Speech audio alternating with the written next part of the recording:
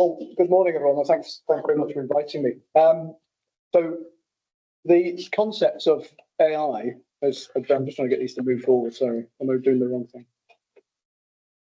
That one. That's the one. Concepts of AI has been around since the 1950s, of course, and robotics have been in use for decades. But the more recent hype around AI follows step changes in the capability of generative versions of AI, such as ChatGPT, Copilot, Gemini, to name a few, and kind of the newer kids on the block, Grok and DeepSeek. And AI elements are also now being commonly added to commercial off-the-shelf software as suppliers vie to keep ahead of the competition. And AI ubiquity has become an expectation. And it's paying off because according to Google, 88% of agentic AI early adopters are seeing a positive return on investment. And companies that capitalized on it early, particularly those that purpose-built for AI, will continue to lead a wave of innovative customer experience offerings. See Google's report on the screen there.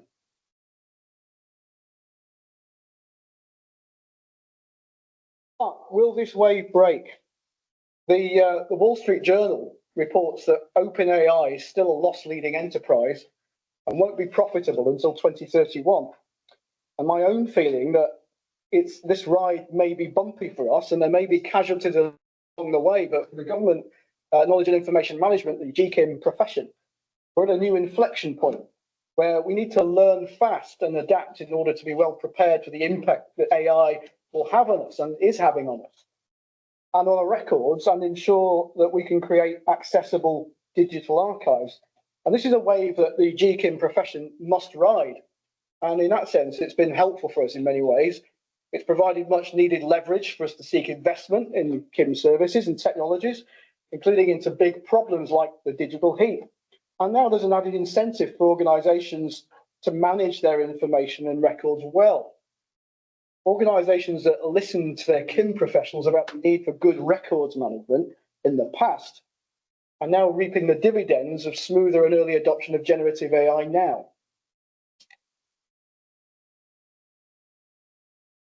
But Professor Dragon's work over the last few years has focused very much on how AI might help improve access to archives. And the primary blocker, I think, to archival access is the digital heat. The complexity and sheer volume of digital information, combined with poor historic records management as organizations made mistakes or failed to adapt to rapid technological change previously.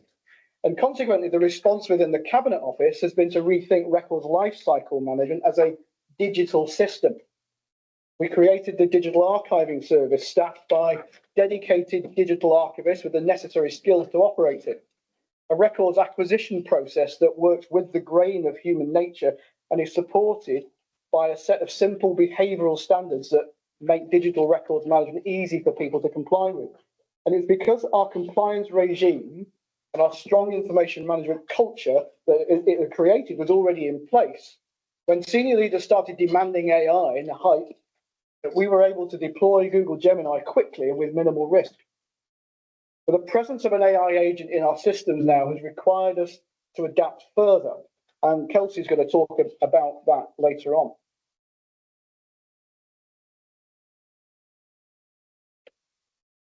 So in order to get a grip on our digital heat, we applied AI in the form of robotic automation to document review and disposal.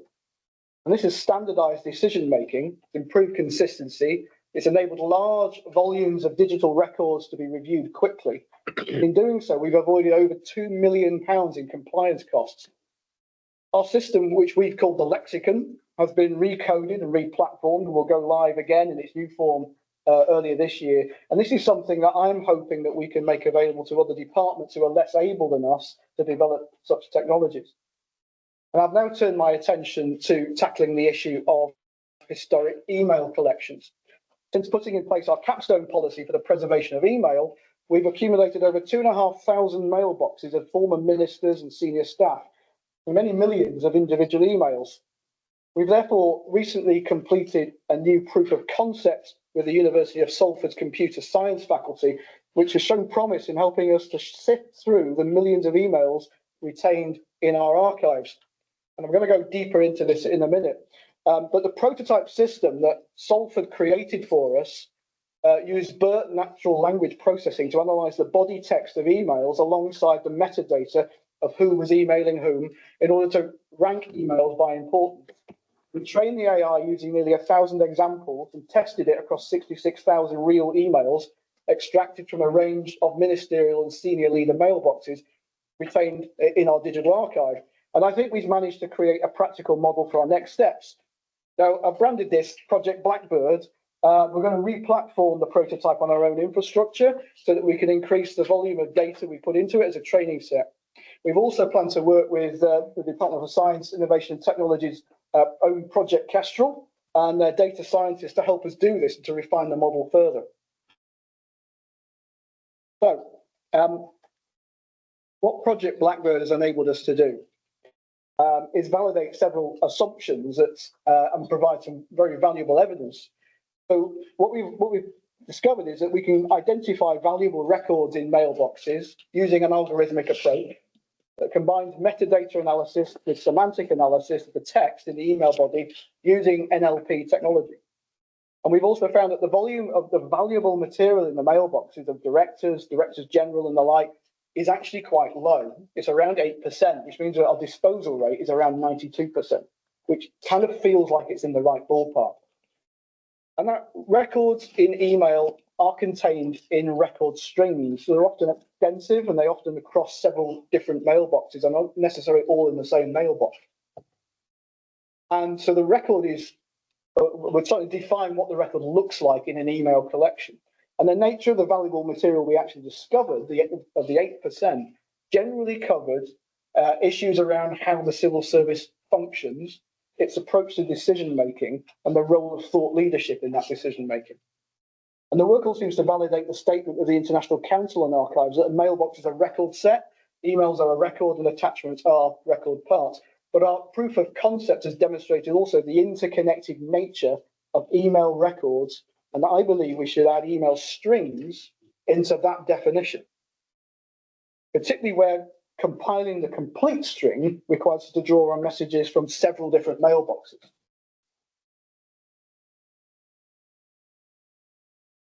So there are a number of challenges. The work has stirred further thinking around what is the nature of a digital record and how we present them in an archive. It's been long understood that digital records aggregate differently to paper records did. They might stand alone as a single document, or be a collection of documents in a file plan, or be a collection of different media or document formats stored across several repositories. But our work on email adds to the questions. Given that records exist within and across mailboxes and can be aggregated according to the tenure of an office holder, such as a minister or permanent secretary, themes of work and date ranges also feature. It would seem odd not to view the entire mailbox and the associated group of other mailboxes around it as a single collection of records, which ought to be transferred as a whole to the National Archive. The information contained in email records can be equivalent to an exchange of memoranda or correspondence or evidence of who was influencing the conversation and how things got done. As such, they never ride alone, but they ride alongside the more traditional documentary record. So this raises important questions about the sequencing and context of when we send things to the National Archive. Should we not be thinking of aggregations of mailboxes alongside aggregations of documents and any other relevant media as a complete record? And should we avoid breaking it up into artificial bits?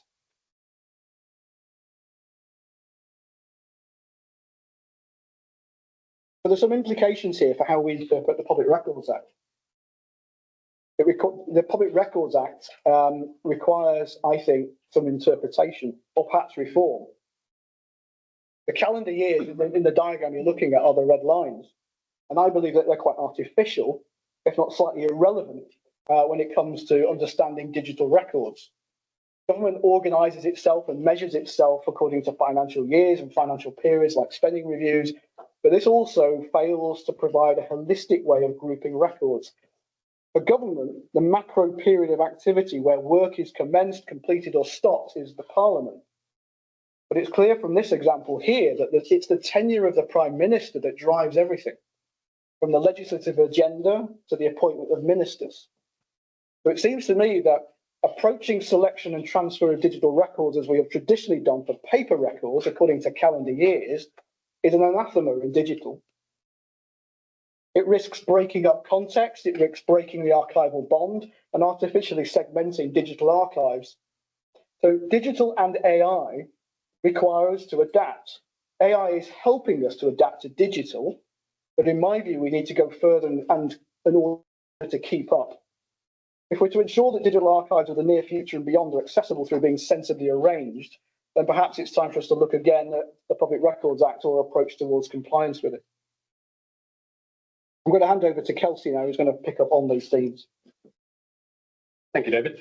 I'd like to pick up on David's themes about how the solid data foundations are what are allowing AI adoption to be both possible and indeed reliable.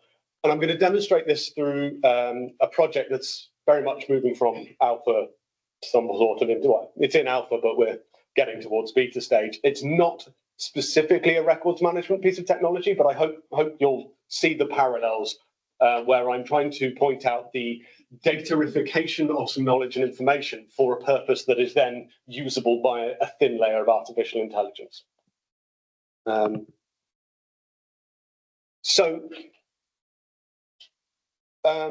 Well, I'll start before that. When we deployed Gemini, Google's AI assistant, like Copilot, but for Google, across the organization, we had to be ready.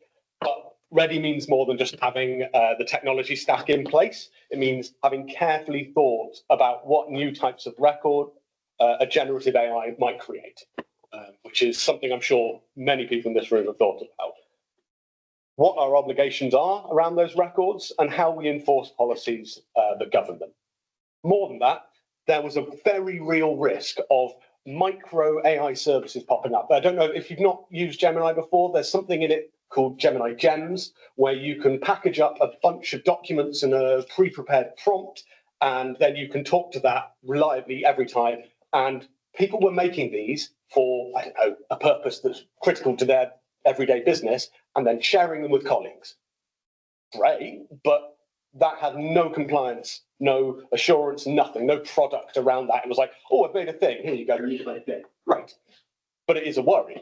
So I started to think about what if these things started to do business critical work where full digital assurance would be completely overkill. But no assurance, well, it's just too risky to not have anyone look at it, own it, put their name to it, hand it over when they leave, or anything. And it made me think, what if policies themselves could be structured as data? What if the digital assurance policies that we rely on to get a product off the drawing board and into reality was something that we could write as structured data that could be given to a deterministic system? Because currently, I don't know about anyone else, but our policies are probably, if they're anywhere, in a Google Drive, SharePoint, or intranet, or something, and they're not always the easiest to find, and they may be many pages long, containing lots of detailed jargon. Maybe they'll have a bit of a glossary at the end, but they're not necessarily just Joe blogs to pick up and read and go, oh yes, no, I am following that policy, because they're not really written for them. So I started down a bit of a rabbit hole, and it's got way too far down this rabbit hole, and now it's just happening, as some of the people in this room know. I thought about, what if you could take policies and express them as structured data like YAML or JSON, or doesn't really matter what, but just atomize the words that are in a policy document as data. And what if you could then take an ontology engine, something that you could have a conversation with about your meanings of, your understandings of the words you use in your everyday life. Take the word file.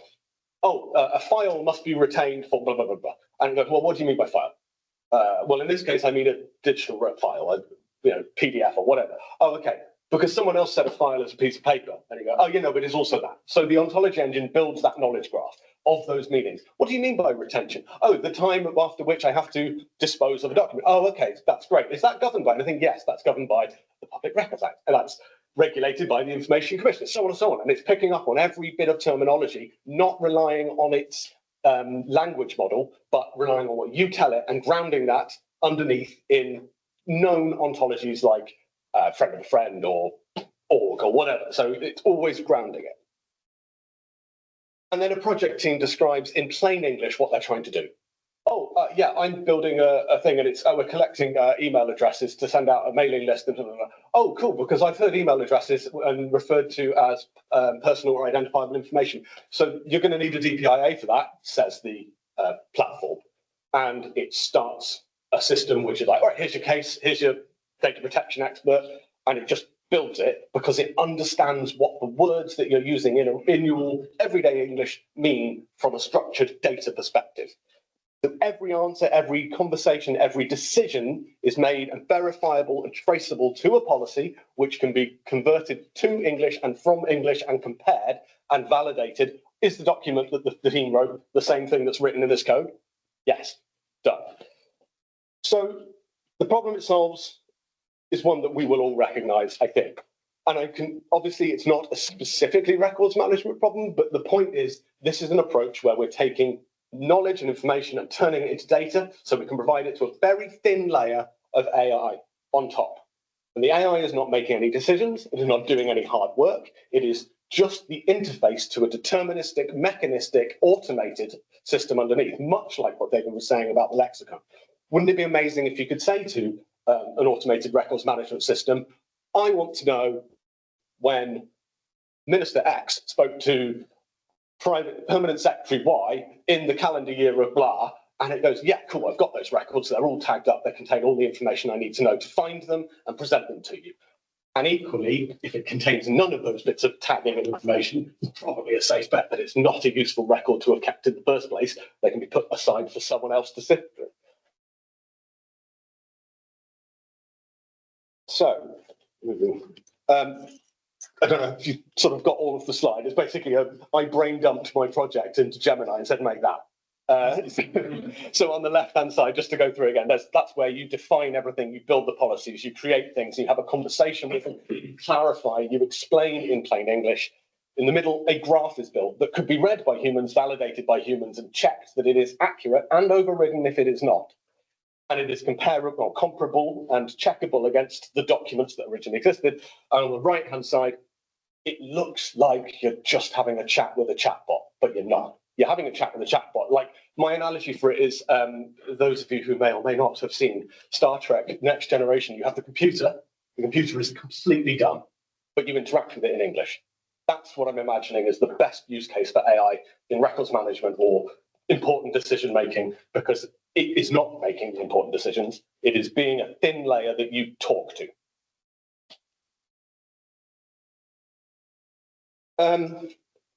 So I see this as moving from unstructured noise to a deterministic knowledge layer that sits in between us and the data, the information, I should say.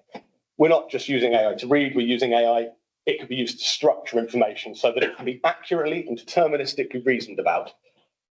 An example of this, as David has said, we could take chaotic boxes. I don't mean chaotic in a mathematical sense, I just mean that too much to be able to understand from one glance, and we could turn them into a mathematical space. Now, those of you who work in the AI space know about what embeddings mean and taking a mathematical approach to language, basic natural language processing. But when we do that, we're turning that unstructured noise into some form of deterministic layer that can be reasoned about.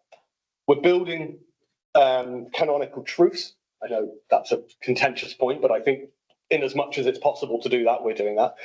We strip away the layer of messages and we find the knowledge that's embedded in that. Also, we can therefore duplicate, thread, connect, build a web. So in the context of the project,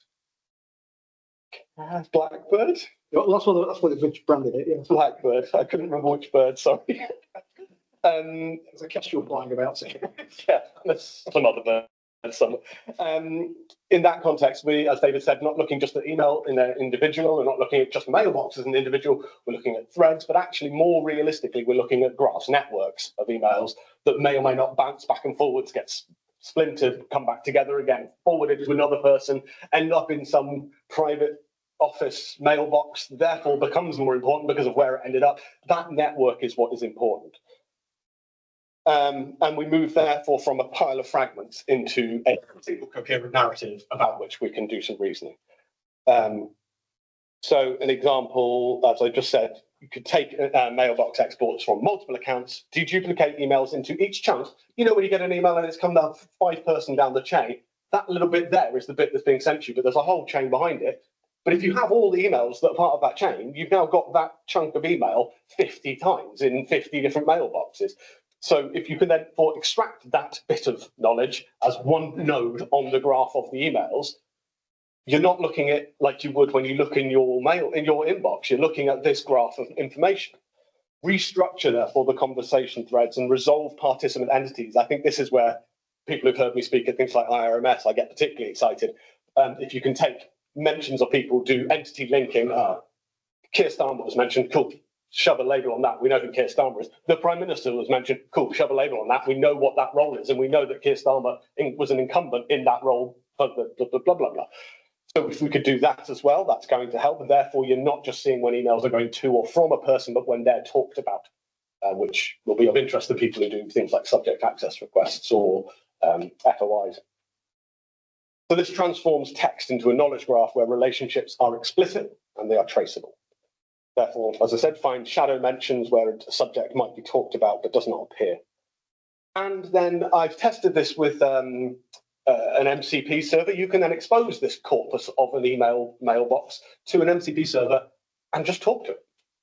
In the same way you can talk to data sets. I don't know if anyone's tried this, but you can spin up a MCP server and just talk to the Titanic data set and get actual verifiable results back from the SQL query that you asked it about. Kind of amazing. I've never been so excited talking to a Titanic data set. But you can do the same with mailboxes. You go, this is the thread, this is the deduplicated and tagged up thread network of information, and just reason with it.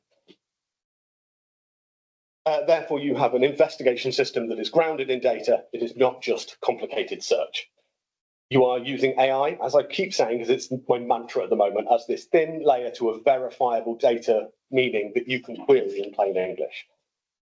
So instead of black box LLMs, black box, I think, should have no business being anywhere near any form of public sector. I think it is personal. I think my interpretation is it's illegal if you can't justify your decision making from A to B. That black box in the middle should not be there. Therefore, this is not being there. It is making that deterministic layer that the LLM sits on top of. You're infusing it with knowledge from its training set, but you're exposing the structured graph to a mandatory investigation protocol.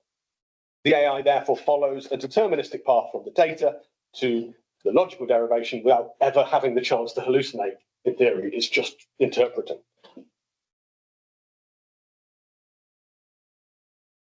And finally, so both these tools follow the same pattern. You do the hard work of structuring, deduplicating, and encoding your information correctly, build the foundations, then AI becomes, I think, a genuinely useful interface layer that makes structured knowledge accessible to anyone without requiring you to write SQL or Spark or any other form of complicated data science query. So without solid data foundations, AI, as we all know, will just generate a plausible answer. It's just very, very complicated text prediction. Like, what's the next most plausible word in the sentence? Results will be difficult to verify. You have to go back and do all the work yourself, in theory. Adoption requires specialist skills because you have to know actually what to do under the hood anyway. And AI creates new compliance risks. But if you do the work with the data and the foundations of that data first, then you can say the AI queries the data, is therefore trustworthy. Every answer can be cited to a source, and plain English lowers the barrier to accessing that data. And AI therefore can become a compliance tool and use raises data quality. Thank you. Great, thank you.